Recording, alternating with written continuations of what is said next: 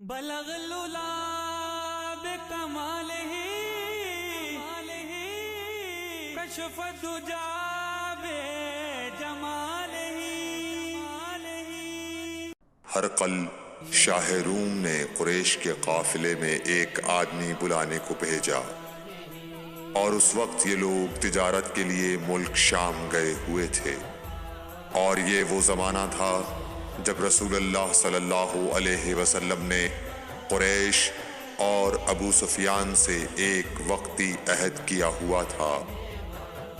جب ابو سفیان اور دوسرے لوگ ہرقل کے پاس ایلیا پہنچے جہاں ہرقل نے دربار طلب کیا تھا، اس کے گرد روم کے بڑے بڑے لوگ، علماء، وزراء و امراء بیٹھے ہوئے تھے۔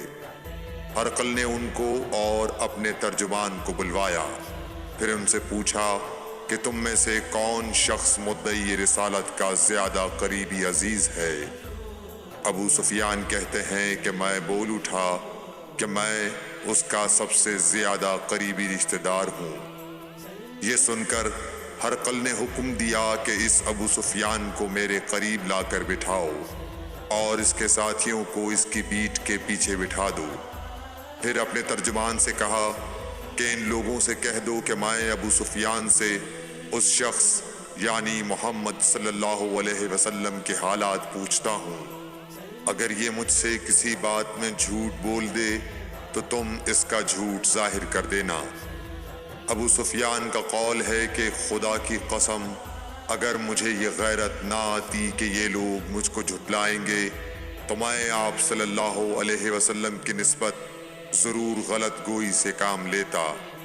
خیر، پہلی بات جو ہرقل نے مجھ سے پوچھی وہ یہ کہ اس شخص کا خاندان تم لوگوں میں کیسا ہے؟ میں نے کہا وہ تو بڑے اونچے عالی نسب والے ہیں۔ کہنے لگا اس سے پہلے بھی کسی نے تم لوگوں میں ایسی بات کہی تھی؟ میں نے کہا نہیں۔ کہنے لگا اچھا اس کے بڑوں میں کوئی بادشاہ ہوا ہے؟ میں نے کہا نہیں۔ پھر اس نے کہا بڑے لوگوں نے اس کی پیروی اختیار کی ہے یا کمزوروں نے؟ میں نے کہا نہیں، کمزوروں نے۔ پھر کہنے لگا اس کے تابعدار روز بڑھتے جاتے ہیں یا کوئی ساتھی پھر بھی جاتا ہے؟ میں نے کہا نہیں۔ کہنے لگا کیا اپنے اس دعوی نبوت سے پہلے کبھی کسی بھی موقع پر اس نے جھوٹ بولا ہے؟ میں نے کہا نہیں، اور اب ہماری اس سے صلح کی ایک مقررہ مدت ٹھہری ہوئی ہے، معلوم نہیں وہ اس میں کیا کرنے والا ہے۔ ابو سفیان کہتے ہیں میں اس بات کے سوا اور کوئی جھوٹ اس گفتگو میں شامل نہ کر سکا۔ ہرقل نے کہا کیا تمہاری اس سے کبھی لڑائی بھی ہوئی ہے؟ ہم نے کہا کہ ہاں۔ بولا پھر تمہاری اور اس کی جنگ کا کیا حال ہوتا ہے؟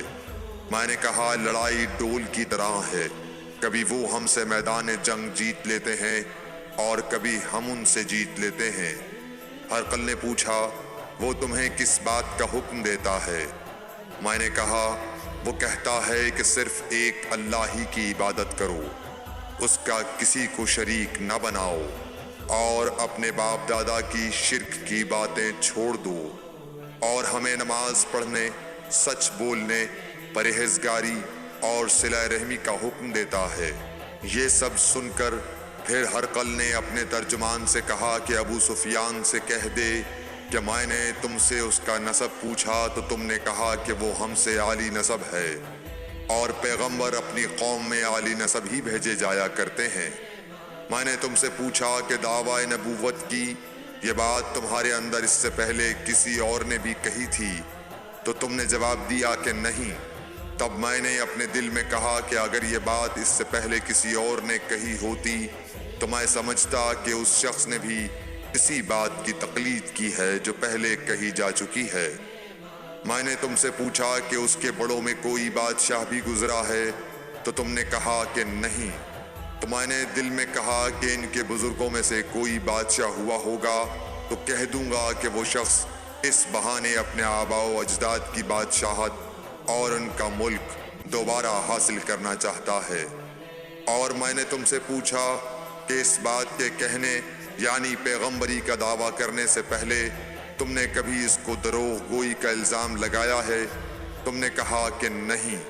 تو میں نے سمجھ لیا کہ جو شخص آدمیوں کے ساتھ دروغ گوئی سے بچے وہ اللہ کے بارے میں کیسے جھوٹی بات کہہ سکتا ہے۔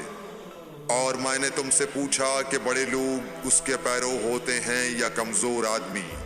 تم نے کہا کمزوروں نے اس کی اتباع کی ہے۔ تو دراصل یہی لوگ پیغمبروں کے متبعین ہوتے ہیں۔ اور میں نے تم سے پوچھا کہ اس کے ساتھی بڑھ رہے ہیں یا کم ہو رہے ہیں؟ تم نے کہا کہ وہ بڑھ رہے ہیں، اور ایمان کی کیفیت یہی ہوتی ہے حتیٰ کہ وہ کامل ہو جاتا ہے۔ اور میں نے تم سے پوچھا کہ آیا کوئی شخص اس کے دین سے ناخوش ہو کر مرتد بھی ہو جاتا ہے؟ تم نے کہا نہیں۔ تو ایمان کی خاصیت بھی یہی ہے، جن کے دلوں میں اس کی مسرت رچ بس جائے وہ اس سے لوٹا نہیں کرتے۔ اور میں نے تم سے پوچھا کہ آیا وہ کبھی عہد شکنی کرتے ہیں؟ تم نے کہا نہیں۔ پیغمبروں کا یہی حال ہوتا ہے، وہ عہد کی خلاف ورزی نہیں کرتے۔ اور میں نے تم سے کہا کہ وہ تم سے کس چیز کے لیے کہتے ہیں؟ تم نے کہا کہ وہ ہمیں حکم دیتے ہیں کہ اللہ کی عبادت کرو، اس کے ساتھ کسی کو شریک نہ ٹھہراؤ، اور تمہیں بتوں کی پرستش سے روکتے ہیں، سچ بولنے اور پرہیزگاری کا حکم دیتے ہیں۔ لہٰذا اگر یہ باتیں جو تم کہہ رہے ہو سچ ہیں تو عنقریب وہ اس جگہ کا مالک ہو جائے گا کہ جہاں میرے یہ دونوں پاؤں ہیں۔ مجھے معلوم تھا کہ وہ پیغمبر آنے والا ہے، مگر مجھے یہ معلوم نہیں تھا کہ وہ تمہارے اندر ہوگا۔ اگر میں جانتا کہ اس تک پہنچ سکوں گا تو اس سے ملنے کے لیے ہر تکلیف گوارا کرتا۔ اگر میں اس کے پاس ہوتا تو اس کے پاؤں ہوتا۔ ہرقل نے رسول اللہ صلی اللہ علیہ وسلم کا وہ خط منگایا جو آپ نے وحیہ کلبی رضی اللہ تعالیٰ عنہ کے ذریعے حاکم بصرہ کے پاس بھیجا تھا، اور اس نے وہ ہرقل کے پاس بھیج دیا تھا۔ پھر اس کو پڑھا تو اس میں لکھا تھا، اللہ کے نام کے ساتھ جو نہایت مہربان اور رحم والا ہے۔ اللہ کے بندے اور اس کے پیغمبر محمد صلی اللہ علیہ وسلم کی طرف سے یہ خط ہے شاہ روم کے لیے۔ اس شخص پر سلام ہو جو ہدایت کی پیروی کرے۔ اس کے بعد میں آپ کے سامنے دعوت اسلام پیش کرتا ہوں۔ اگر آپ اسلام لے آئیں گے تو دین و دنیا میں سلامتی نصیب ہوگی، اللہ آپ کو دوہرا ثواب دے گا، اور اگر آپ میری دعوت سے روگردانی کریں گے تو آپ کی رعایا کا گناہ بھی آپ ہی پر ہوگا۔ اور اے اہل کتاب، ایک ایسی بات پر آ جاؤ جو ہمارے اور تمہارے درمیان یکساں ہے، وہ یہ کہ ہم اللہ کے سوا کسی کی عبادت نہ کریں اور کسی کو اس کا شریک نہ ٹھہرائیں، اور نہ ہم میں سے کوئی کسی کو خدا کے سوا اپنا رب بنائے۔ پھر اگر وہ اہل کتاب اس کتاب سے منہ پھیر لیں تو مسلمانوں، تم ان سے کہہ دو کہ تم مانو یا نہ مانو، ہم ایک خدا کے اطاعت گزار ہیں۔ ابو سفیان کہتے ہیں، جب ہرقل نے جو کچھ کہنا تھا کہہ دیا اور خط پڑھ کر فارغ ہوا تو اس کے ارد گرد بہت شور و غوغا ہوا، بہت سی آوازیں اٹھیں اور ہمیں باہر نکال دیا گیا۔ تب میں نے اپنے ساتھیوں سے کہا کہ ابو کبشہ کے بیٹے حضرت صلی اللہ علیہ وسلم کا معاملہ تو بہت بڑھ گیا۔ دیکھو تو اس سے بنی اصفر روم کا بادشاہ بھی ڈرتا ہے۔ مجھے اس وقت سے اس بات کا یقین ہو گیا کہ حضور صلی اللہ علیہ وسلم ان قریب غالب ہو کر رہیں گے، حتیٰ کہ اللہ نے مجھے مسلمان کر دیا۔ راوی کا بیان ہے کہ ابن ناطور ایلیا کا حاکم ہرقل کا مصاحب اور شام کے نصارہ کا لاٹ پادری بیان کرتا تھا کہ ہرقل جب ایلیا آیا ایک دن صبح کو پریشان اٹھا تو اس کے درباریوں نے دریافت کیا کہ آج ہم آپ کی حالت بدلی ہوئی پاتے ہیں، کیا وجہ ہے؟ ابن ناطور کا بیان ہے کہ ہرقل نجومی تھا، علم نجوم میں وہ پوری مہارت رکھتا تھا۔ اس نے اپنے ہم نشینوں کو بتایا کہ میں نے آج رات ستاروں پر نظر ڈالی تو دیکھا کہ ختنہ کرنے والوں کا بادشاہ ہمارے ملک پر غالب آ گیا ہے۔ بھلا اس زمانے میں کون لوگ ختنہ کرتے ہیں؟ انہوں نے کہا کہ یہود کے سوا کوئی ختنہ نہیں کرتا، سو ان کی وجہ سے پریشان نہ ہو۔ سلطنت کے تمام شہروں میں یہ حکم لکھ بھیجیے کہ وہاں جتنے یہودی ہوں سب قتل کر دیے جائیں۔ وہ لوگ انہی باتوں میں مشغول تھے کہ ہرقل کے پاس ایک آدمی لایا گیا جسے شاہ غسان نے بھیجا تھا۔ اس نے رسول اللہ صلی اللہ علیہ وسلم کے حالات بیان کیے۔ جب ہرقل نے سارے حالات سن لیے تو کہا کہ جا کر دیکھو وہ ختنہ کیے ہوئے ہے یا نہیں۔ انہوں نے اسے دیکھا تو بتلایا کہ وہ ختنہ کیا ہوا ہے۔ ہرقل نے جب اس شخص سے عرب کے بارے میں پوچھا تو اس نے بتلایا کہ وہ ختنہ کرتے ہیں۔ تب ہرقل نے کہا کہ یہی محمد صلی اللہ علیہ وسلم اس امت کے بادشاہ ہیں جو پیدا ہو چکے ہیں۔ پھر اس نے اپنے ایک دوست کو رومیہ خط لکھا اور وہ بھی علم نجوم میں ہرقل کی طرح ماہر تھا۔ پھر وہاں سے ہرقل حمص چلا گیا۔ ابھی حمص سے نکلا نہیں تھا کہ اس کے دوست کا خط اس کے جواب میں آ گیا۔